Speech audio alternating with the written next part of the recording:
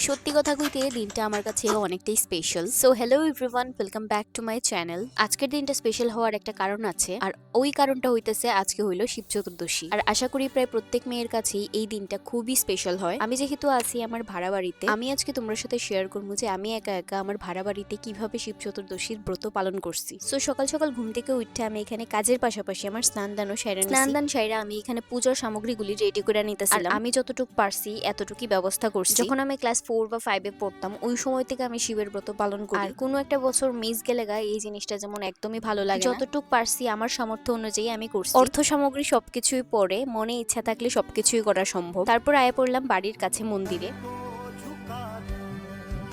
খুব সুন্দরভাবে বাবার মাথায় তো জল ঢাইলা আইলাম। এখন পালা হইছে উপোস ভাঙবার। মন্দির থেকে চন্দ্রমিত্র নিয়ে আইছি, ওইটার ভিডিও করতে পারছি না। আর বাড়িতে আয়া কিছু ফল খাইয়া নিলাম। ফল খাইয়া পেটটার একটু শান্তি করে আমি বয়ে পড়লাম রুটি বানাইতে। আর এখানে রুটিগুলি খুব গুল করে না হইলেও আমি যতটুকু পারতেছি এতটুকুই করতেছি। তারপর এদিকে দুধ জাল দিয়ে নিলাম। এদিকে রুটি তো আমার পুরোপুরি কমপ্লিট হয়ে গেছে, আর এখানে দুধটাও গরম করে নিলাম। তো আজকের দিনটা আমার এইভাবে কাটলো। হর হর মহাদেব।